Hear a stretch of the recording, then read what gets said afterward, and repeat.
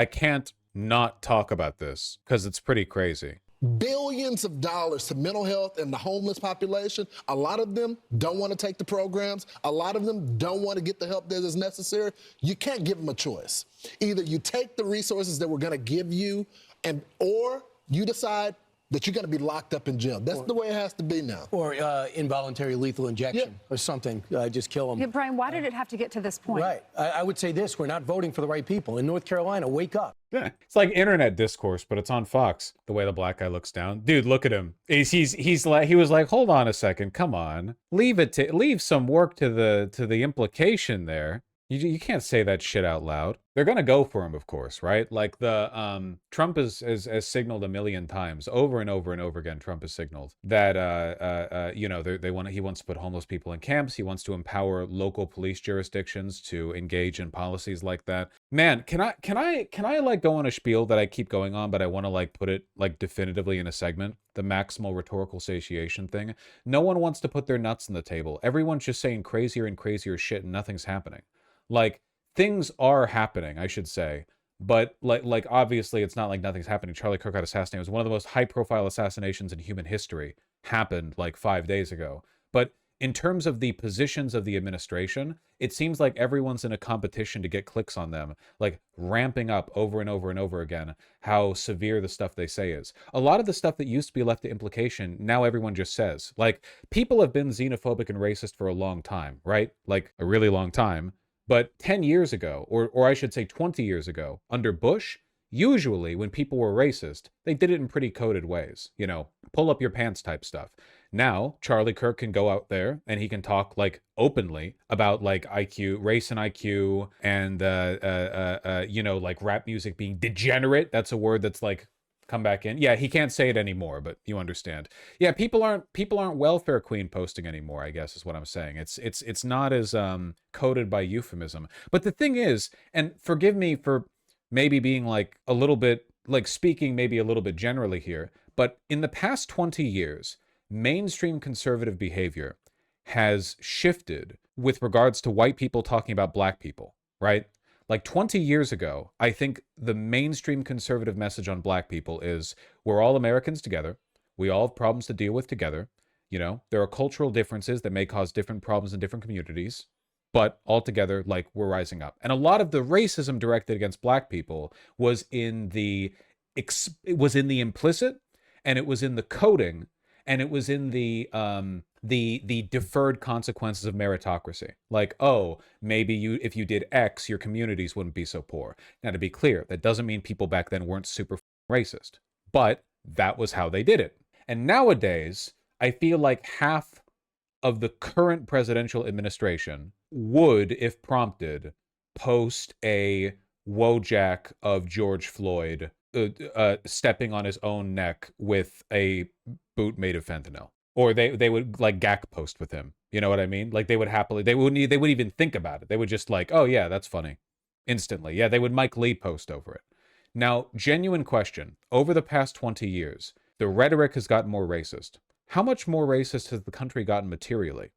In terms of actual policies and outcomes for black people, I'm going to be real with you guys. Whatever changes there have been, I don't think they've been proportional to the rhetorical shift. Like, I'm not saying nothing has happened. Things have happened. I'm saying that I feel like the rhetoric has gotten a billion times more explicit, and the country has not gotten a billion times worse to live in if you're black. It just hasn't, you know?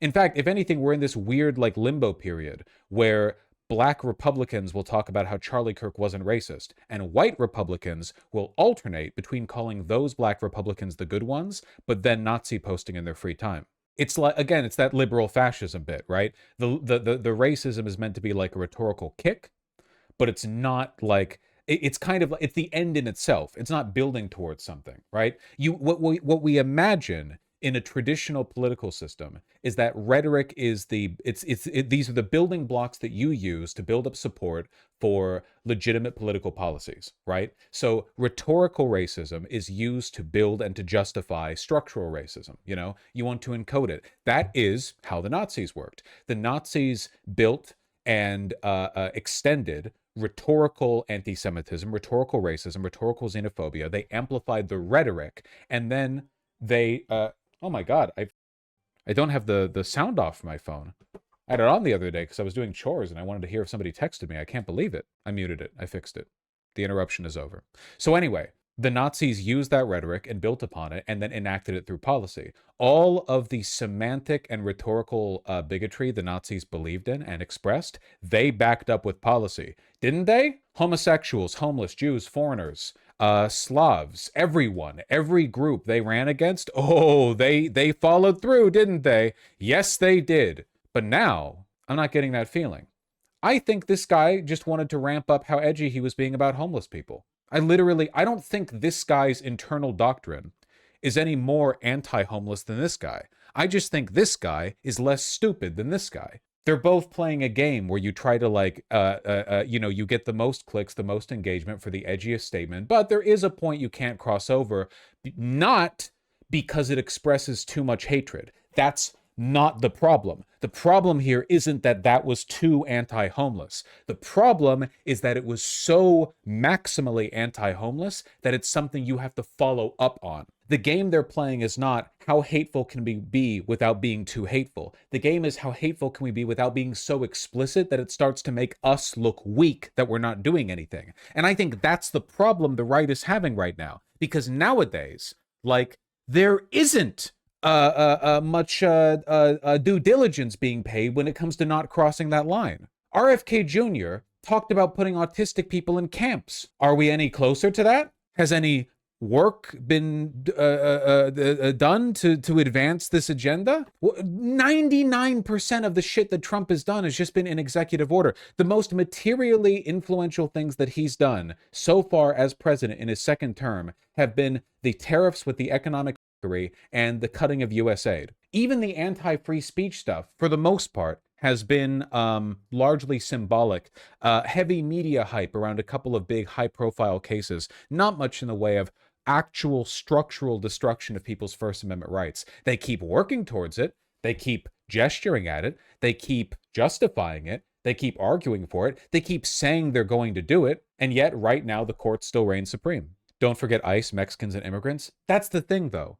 ICE isn't actually deporting that many more people than they were before. And they didn't invent the idea of overfilling a federal concentration camp. We've been doing this. I'm not saying that the Trump administration isn't doing anything. I'm saying that the extent to which they have ramped stuff up is very disproportionately low compared to how much they've ramped the rhetoric up. This is what I say this is what I mean when I say maximal rhetorical satiation. They have already gotten as edgy about it as they can get without starting to say stuff that makes them look weak if they don't follow through on it. Eventually, nature calls their bluff. You can't boast about some things without it looking weak when you don't follow through on it. Apparently, Trump isn't invading Chicago.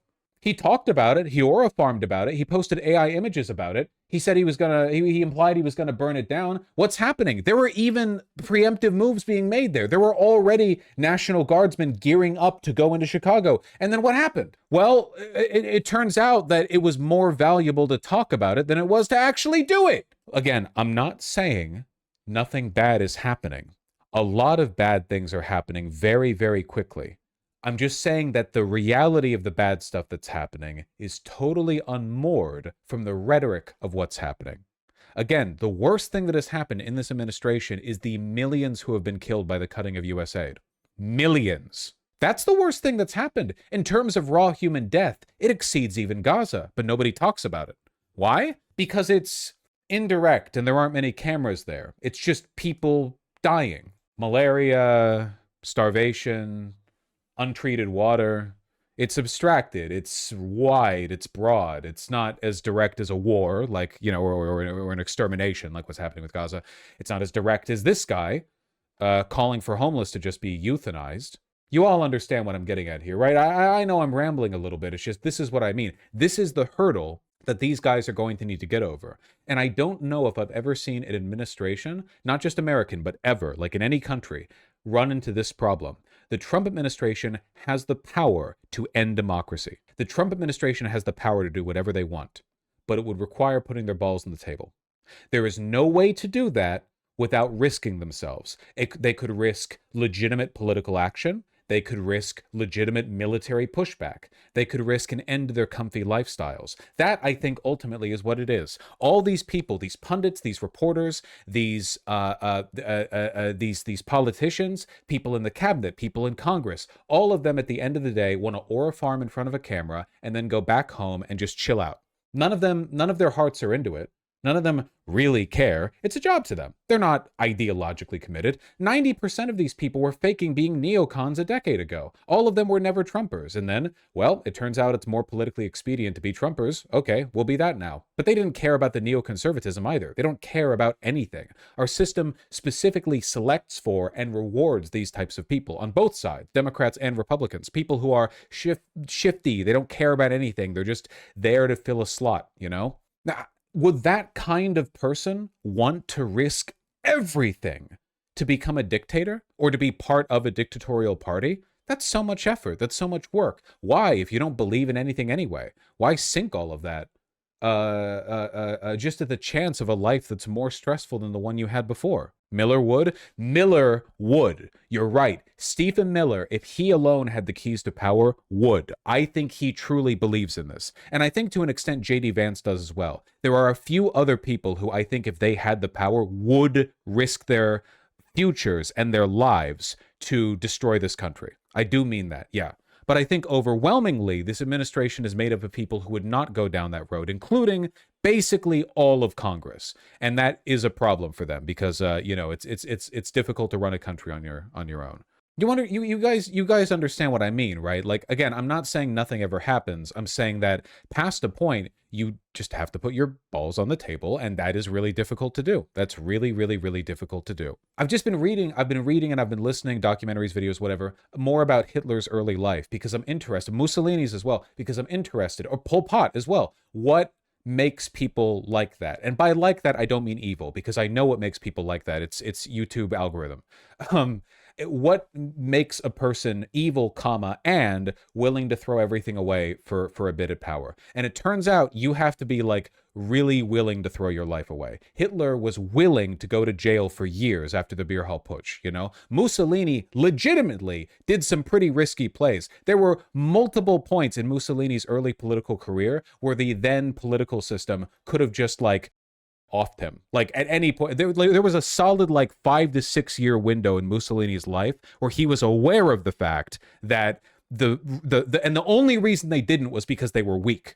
They should have. Yeah, Hitler did almost die numerous times before seizing power, and you know what? He did die after seizing power, so ain't that something? They both grew up in environments where life was very cheap, and I think they treated their own lives somewhat similarly. Likewise with Pol Pot. People are like, how could Pol Pot possibly have ruled in such a way as to decrease the population of his country like that? Didn't he care? He literally like mulched a quarter of his own nation's population. And the answer is no, he didn't. Because why would he care if people died? His entire life, everyone's been dying everywhere. Year 1 of his life, year 2, year 3, every day people drop like flies around him. To him, it must have felt like watching a field grow and get cut and grow and get cut every year, you know? Sometimes people are alive, sometimes they're not.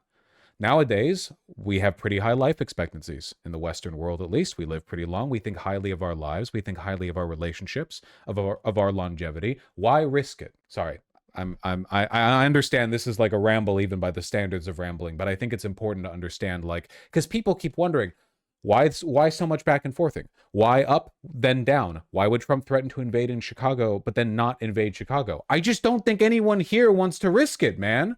People are willing to risk lots. Don't get me wrong. And the Democrats make it really easy to do these plays because the Democrats offer basically no pushback. But there is a limit. There is a practical limit. And the more the more cities you militarily occupy, the more bold claims you make, the more challenges you make to the Constitution, eventually you pull on the rubber band further and further and further, and you make it more likely that you eventually you find out, and maybe you win, maybe you don't, but they don't want to risk it. Yeah, and it actually happened when we were together on Wednesday, Lawrence. In the morning, we were discussing the murder of Irina Zaruska in Charlotte, North Carolina, and how to stop these kinds of attacks.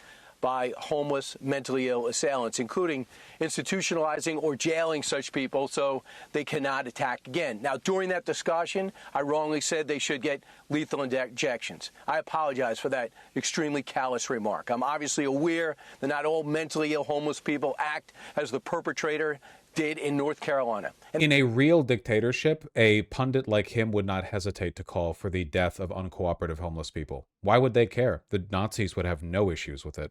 What about the Philippines? You know, there are dictatorships around the world right now where homeless people are treated as like social plagues to be eradicated. But again, nuts on the table. Nuts on the table. and that so many homeless people deserve our empathy and compassion. Lawrence, back to you. Liberal Thanks, fascism, brother. man. See you tomorrow. You get me. Liberal fascism. Somebody earlier said, wow, maybe Western civilization is more resilient. Unfortunately, I don't actually think it's resilience. I think it's decay, because I don't think that good leaders could do any better.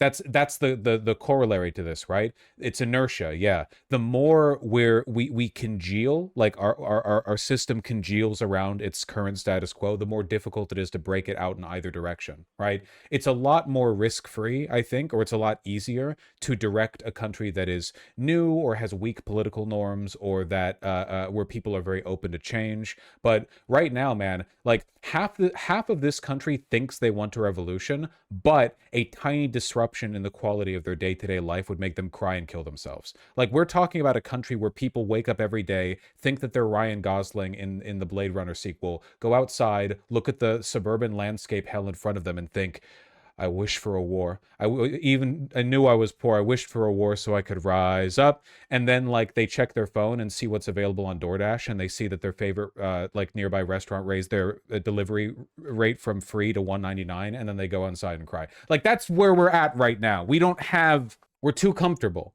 But it goes in both directions. Like, if people are too comfortable to make things much, much worse, they're also too comfortable to make things much, much better. God, look at how much Zoran Mamdani has to fight up a hill for basic shit like the ability to freeze the rent, which is something he literally has the ability to do and has happened multiple times in the past, and take just a little bit of funding, away from the billionaires. It's crazy. I guess I'm glad that the decay of Western civilization and its rotting makes it difficult to turn it into like an outright dictatorship.